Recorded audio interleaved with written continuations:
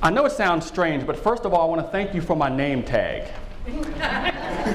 It might not mean much to you, but when I was in Vancouver, I don't know how big they thought I was, but they gave me a name tag that hung down here.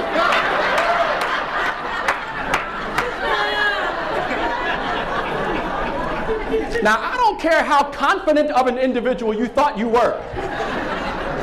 You're going to be somewhat self-conscious if all weekend long people come up to you and say, "Hey, Craig, how you doing?"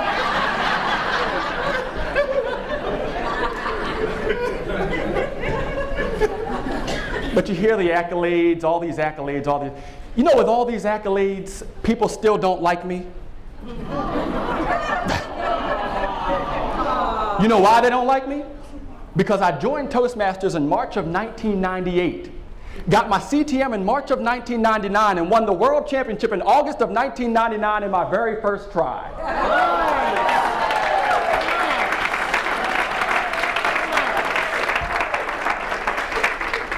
Now you clap, but can you feel the haters in the room? No, because people come up to me all the time, "Craig, you don't even know what it feels like to lose a contest." Oh, yes, I do.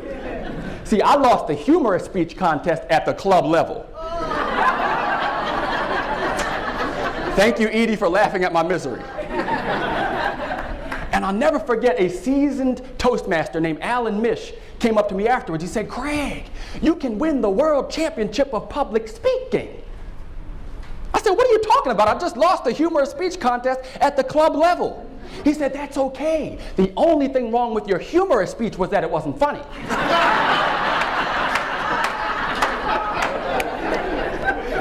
Oh, yeah. Hey, have you ever given a speech you wish you could take back? That will happen much less often after the end of this program today. But who even wants to be the world champion anyway?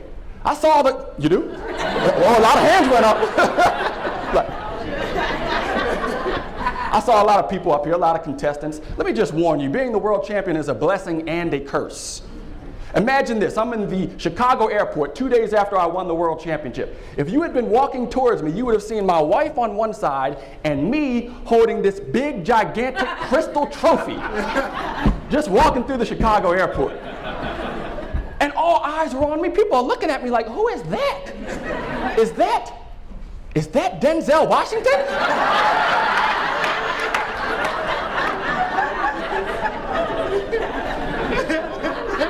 Blair Underwood?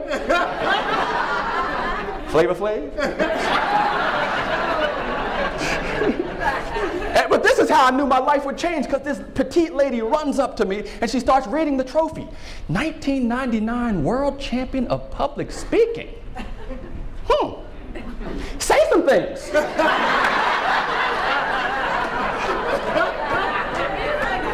I have no idea how I responded, but I know one thing. Everywhere I go in the world now, it's always, "Craig, say some things." I went to the Bahamas recently. I attended a church service. They said, "Would you like to say some things?" Wherever I go. So you know what? I had to learn not to get ready to speak, but to stay ready to speak.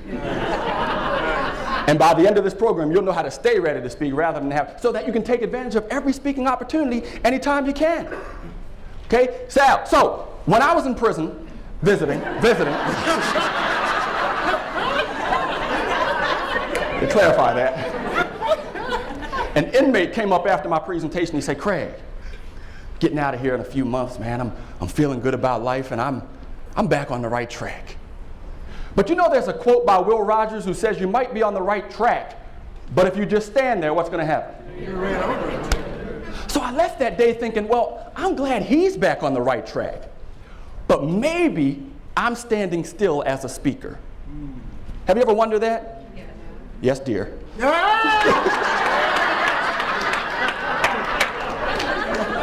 I'm learning too, bro.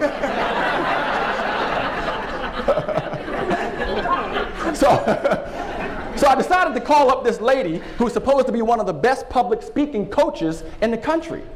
And I said, "Listen, I need a coach, and I need to be coached by you." She was British. She said, "Are you sure?" I said, yes, I did my research. I know you're the one I want to coach me. She said, do you know how much I charge? I said, it doesn't matter. She said, great. That's a wonderful attitude. That's fantastic. That will be $4,000 per day. I said, I'm pretty happy with the skills that I have.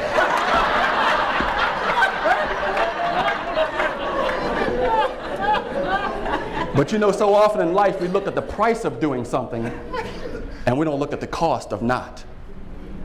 So I decided to do it. I went out there and I got coached out by her, and just 20 miles off of the Las Vegas Strip, in the Suncoast Casino, I'll never forget it, room 437, overlooking these beautiful, majestic mountains, this wonderful plush green golf course. I spent 2 full days trapped in a room with the best public speaking coach in the United States. Her name is Ms. Patricia Fripp. FRIPP.com. Go there, get something, tell her I sent you. She is the absolute best. But here's what I came to realize. Even though I was the world champion, what got me here won't get me there. I was nowhere near where I needed to be as a speaker. So as Marshall Goldsmith has later coined, what got you here won't get you there. It always takes new tools, new strategies, new techniques, and new ways. And in the next 40 minutes, you're going to pick up strategies to keep your audiences on the edge of their seats. If you look at your handout, you'll see you'll first pick up strategies on how you can breathe life into a speech and make your audience come alive. Then you'll pick up tools on how you can bring the audience to you and keep them engaged at all times and hopefully awake. And third, you'll pick up tools on how you can build a message that sticks so that people will rehire you time and time again.